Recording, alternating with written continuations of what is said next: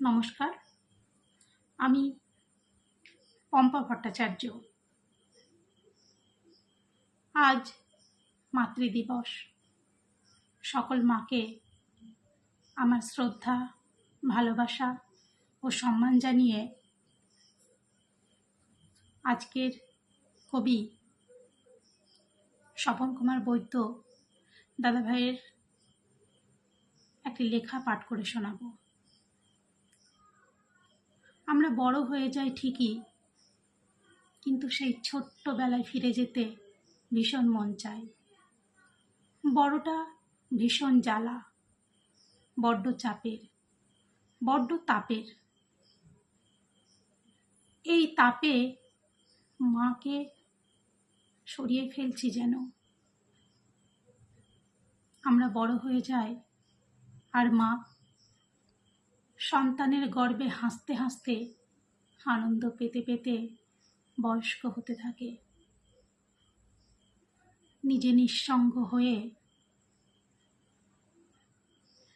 তখন মা খোঁজে তার খোকা খুকির বড় হয়ে যাওয়া হাত, নাতি নাতনির হাত, লাঠির মতো করে ধরে পায়ে ভর দিয়ে আবারও হাঁটতে চায়। কিন্তু আমরা সন্তানেরা কি পারি সেই লাঠি হতে এই ব্যস্ত শহরের আদব কায়দায়?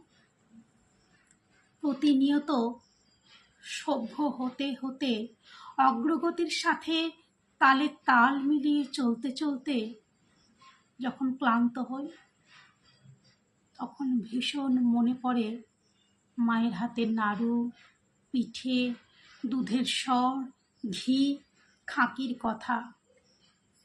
চাই না এমন বড় হতে, কেঁদে আকুল হয়ে অন্ধকার ঘরে।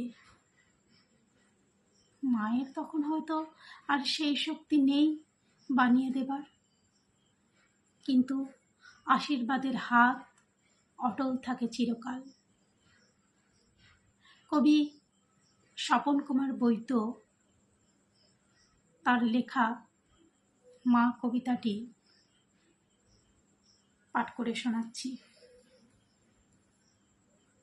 মা, দেখতে দেখতে তুমি কখন যে কুঁজো হয়ে গেলে, লাঠিতে ভর না করলে কি নয়?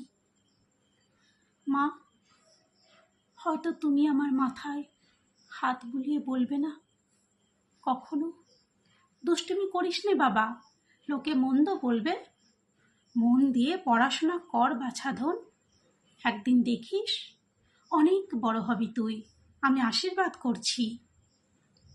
বলবে না মা আর কখনো? মাথায় তেল দিসনি কেন বাবা? তোকে কেমন লাগছে? দে, শার্ট প্যান্ট খুলে দে, ভীষণ ময়লা করে ফেলেছিস, রোদ থাকতে থাকতে ধুয়ে দি। না শুকোলে কাল কি পরে স্কুলে যাবি? তোর বাবা তো পারে না রে তোকে বেশি বেশি জামা প্যান্ট কিনে দিতে। দেখ তো মুখটা শুকিয়ে গেছে কেমন, খুব খিদে পেয়েছে না রে বাবা?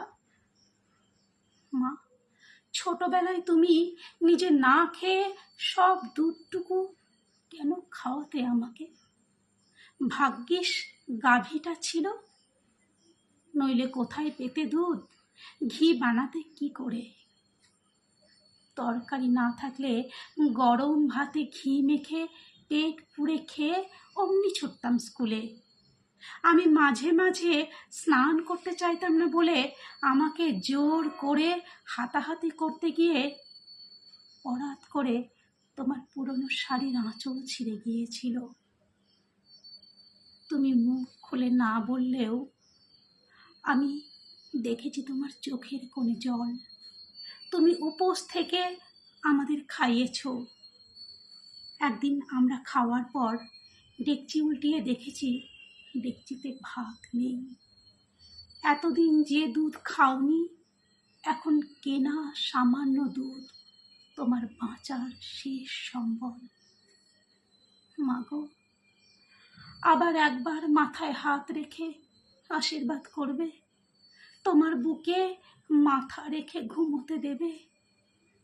তোমার আর সেই শক্তি নেই, তোমার চোখের দিকে তাকালেই মনটা হু হু করে কেঁদে ওঠে মা গো।